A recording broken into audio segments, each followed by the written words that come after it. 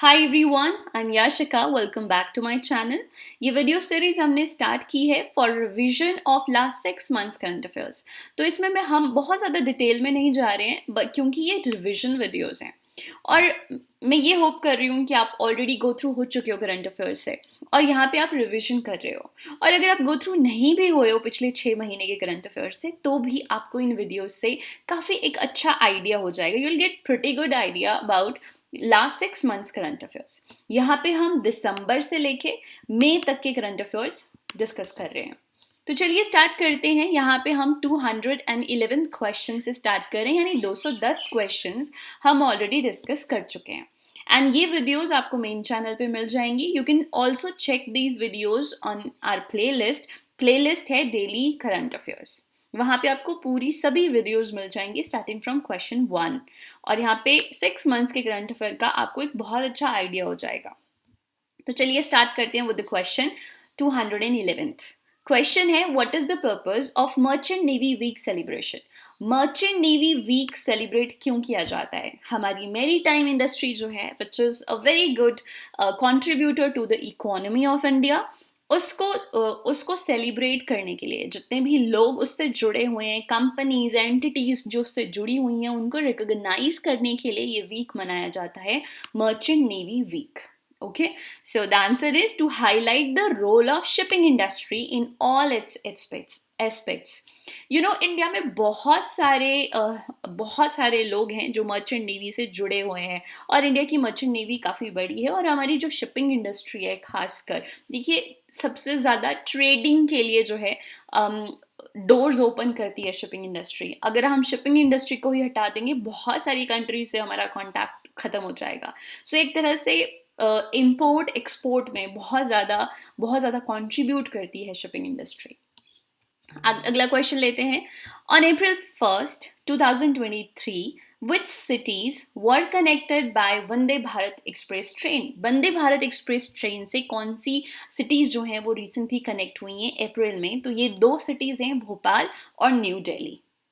अगला क्वेश्चन है, when is Utkal दिवस सेलिब्रेटेड, यानी उड़ीसा डे? उत्कल जो है वो उड़ीसा का पहले नाम था। जो हमारा नेशनल एंथम है जन गण मन, उसमें भी आता है Utkal word that represents Orissa, जिसको हम ओडिशा बोलते हैं अभी। सो ये डे सेलिब्रेट किया जाता है April 1st को, उत्कल दिवस या फिर ओडिशा डे हम बोल सकते हैं इसे। और इसकी जो हिस्ट्री है वो जाती है to the back to 1st April 1936, जब उड़ीसा जो स्टेट थी वो इस्टेब्लिश हुई थी। उससे पहले अगर हम, वैसे तो उड़ीसा की हिस्ट्री तब से स्टार्ट होती है जब कलिंगा सामने आता है, तब से जो है वो ये प्रोमिनेंट है हिस्ट्री।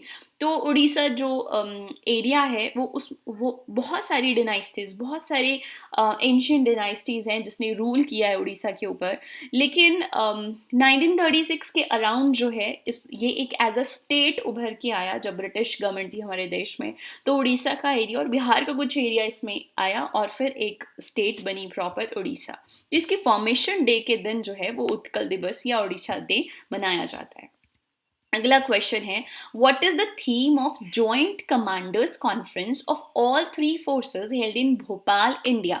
जॉइंट कमांडर्स कॉन्फ्रेंस जो है इसमें तीनों ही हमारी जो फोर्सेस हैं, आर्म्ड फोर्सेस, उनके कमांडर्स की कॉन्फ्रेंस थी ये, ठीक है। और इसकी थीम जो थी that is ready, resurgent and relevant. Okay, या सो ये एक एनुअल मीटिंग थी, जैसा कि मैंने आपको बताया, हमारी तीनों ही आर्म्ड फोर्सेस की एंड मिनिस्ट्री ऑफ डिफेंस की, ताकि इंडिया के लिए लॉन्ग टर्म सिक्योरिटी प्लान्स बनाए जा सकें। ऑलराइट, अगला क्वेश्चन लेते हैं। Ajay Banga was nominated for the post of World Bank president from which country? Ajay Banga जो हैं उनको वर्ल्ड बैंक का प्रेसिडेंट बनाया गया है, रिसेंटली नॉमिनेट किया गया है। तो ये कौन सी कंट्री से हैं?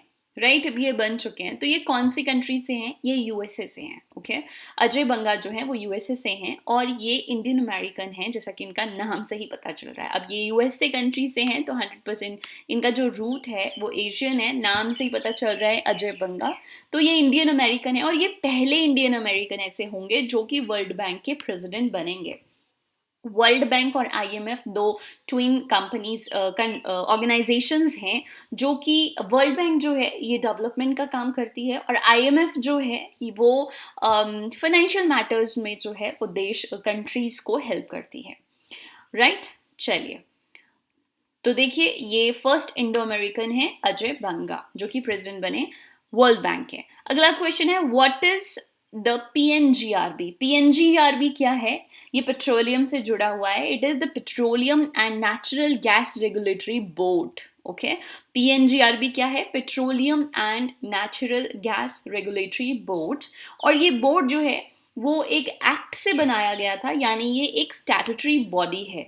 ये एक स्टैट्यूटरी बॉडी है। 2006 में एक्ट आया था जिसको कि पीएनजीआरबी एक्ट बोलते हैं, the petroleum and natural gas regulatory board act 2006 के अकॉर्डिंग इसे बनाया गया था। And this protect the interest of consumers and entities engaged in petroleum industry. Petroleum industry में जितने भी कंज्यूमर्स हैं और जो एंटिटीज यानी जो कंपनीज हैं, ऑर्गेनाइजेशंस हैं, उन सभी के इंटरेस्ट को प्रोटेक्ट करता है petroleum and natural gas regulatory board. Okay, जैसा कि नाम से ही पता चल रहा है, this is a regulatory board. हाँ, लेकिन आपको एक जो नई चीज पता चली है वो ये कि ये स्टैट्यूटरी बॉडी है। और स्टैट्यूटरी बॉडी क्या होती है? सॉरी, चलो मैं पिछले उस पर ही जाती हूँ दोबारा। स्टैट्यूटरी बॉडी वो होती है जो कि एक एक्ट से बनाई गई होती है, ठीक है। किसी भी एक्ट से बनाई गई हो उसे हम स्टैट्यूटरी बॉडी कहते हैं। आई एम सॉरी, या ये क्वेश्चन था। पीएनजीआरबी स्टैट्यूटरी बॉडी क्या होती है? स्टैट्यूटरी बॉडी वो होती है जिसे एक पार्लियामेंट्री एक्ट से बनाया गया हो। और दूसरा होता है कॉन्स्टिट्यूशनल बॉडीज, जिनके बारे में कॉन्स्टिट्यूशन में ही मेंशन किया हुआ है हमारे, वो कॉन्स्टिट्यूशनल बॉडीज होती हैं। तो चलिए अगला क्वेश्चन लेते हैं। What is the H1B visa? H1B visa क्या होता है? ये आपने बहुत बार सुना होगा। ये एक नॉन इमिग्रेंट वीजा है यूएस कंपनीज जिससे कि एम्प्लॉयज को फॉरेन मार्केट से बुला सकती है, यानी फॉरेन कंट्री से बुला सकती हैं जिनके पास कोई स्पेशल स्किल होता है या कोई एक्सपर्टीज, टेक्निकल एक्सपर्टीज होती है। ऐसे if I have a technical expertise, मेरे पास कोई खास स्किल है जो कि यूएसए में किसी कंपनी को चाहिए, तो वो मुझे वहां पे बुला सकते हैं। तो ये H1B वीजा एक तरह से एक वर्क वीजा है और नॉन इमिग्रेंट है, मतलब मैं परमानेंटली नहीं रह सकती हूँ यूएसए जाके, but I can go to US for work. तो एक तरह से वर्क वीजा है ये, non immigrant work visa. Okay, अगला क्वेश्चन है, what is the indigenous content of the Akash weapon system project? Akash weapon system में ये पूछ रहे हैं कि इंडिजिनस कंटेंट। इंडिजिनस कंटेंट मतलब ऐसे मटेरियल जो कि हमारे घर में यानी हमारे देश में ही बनाए गए हैं। कितने परसेंट मटेरियल जो है वो हमारी खुद की कंट्री में बना हुआ आकाश वेपन सिस्टम में लगा है। तो आकाश वेपन सिस्टम क्या है? आकाश वेपन सिस्टम जो है वो एक मिसाइल सिस्टम है, ठीक है, surface to air missile system है। और इसमें 82% कंटेंट जो है वो इंडिजिनियस है। 82% मटेरियल जो है वो भारत में ही बना हुआ है। फाइन, तो ये medium range mobile surface to air missile है। मोबाइल मतलब जिसको कि व्हीकल पे एक जगह से दूसरी जगह ले जाया जा सकता है आसानी से, और ये डीआरडीओ ने बनाई है। आकाश वेपन सिस्टम जो है surface to air missile system है जिसे कि डीआरडीओ ने डेवलप किया है। ओके, और इसमें इंडिजिनस कंटेंट कितना है? 82%. Next is, which country did Ajay Banga's nomination came from for the position of president of World Bank? Question repeat हो गया. This is USA. अगला क्वेश्चन है, what is the benefit of 100% electrification of railway network इन हरियाणा? हरियाणा में railway network को 100% electrify कर दिया गया है। इससे बेनिफिट क्या होगा? इससे बेनिफिट ये होगा, क्या होगा? By two reduce the hall cost. Hall cost क्या होता है? Reduce line hall cost. Hall cost होता है कि हम किसी भी फ्रेट को, किसी भी सामान को अब एक पॉइंट से लेकर उसके डेस्टिनेशन तक पहुंचाते हैं, उसमें जो कॉस्ट आती है उसी को ही लाइन हॉल कॉस्ट कहा जाता है। तो जब 100% इलेक्ट्रिफिकेशन हो गई, अब कोयले पे, डीजल पे, कोयले पे तो अब चलती भी नहीं है, लेकिन डीजल पे या फिर दूसरी चीज़ों पे जो है वो रन नहीं करेगी railway line, it is 100% electrified, तो जो कॉस्ट है वो कम आएगी। ठीक है, तो लाइन हॉल कॉस्ट क्या होता है? ये एक्सपेंस होता है ट्रांसपोर्टेशन का पिकअप पॉइंट से लेकर डेस्टिनेशन तक। ठीक है, what is the aim of Amrit Bharat station scheme? Amrit Bharat station scheme के बारे में आपने सुना होगा रिसेंटली। इसका एम क्या है?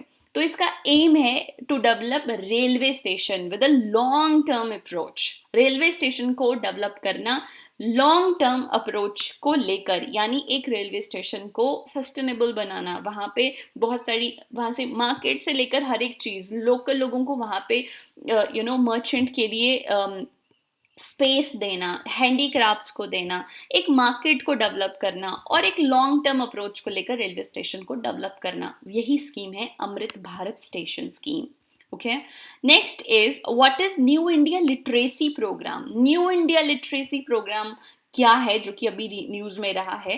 तो देखिए, न्यू इंडिया जो लिटरेसी प्रोग्राम है, ये गवर्नमेंट ऑफ इंडिया की एक स्कीम है जिसमें 15 साल और इससे ऊपर के जो लोग हैं, जो नॉन लिटरेट हैं, उनमें कुछ ना कुछ स्किल, वोकेशनल स्किल इम्पार्ट करना, ये प्रोग्राम है न्यू इंडिया लिटरेसी प्रोग्राम। क्या है? 15 या इससे ऊपर की एज के जो लोग हैं, उनमें कोई ना कोई स्किल जो है इम्पार्ट करना, किसमें? नॉन लिटरेट, जो कि एजुकेटेड नहीं है, फाइन, लिटरेट नहीं है उनमें। अगला क्वेश्चन है, what is the main benefit of E passbook launch by EPFO members. EPFO members के लिए जो ई पासबुक लॉन्च की है गवर्नमेंट ने, उसका मेन बेनिफिट क्या होगा? ईपीएफओ में हमारे कितने पैसे हुए हैं, अभी हमारा वैल्यू कितना है अकाउंट में, टोटल कितना इंटरेस्ट जो है वो क्रेडिट हुआ है, ये सारी चीज़ें पता करना ना, इट्स टफ टास्क। ईपीएफओ के मेंबर्स को इतनी जल्दी पता नहीं चलता है। सो ये जो ई पासबुक होगी ना, इसमें बहुत ही इजीली पता चलेगा ये सारी account details. So it is a graphical representation of account details, E passbook से मिलेगी।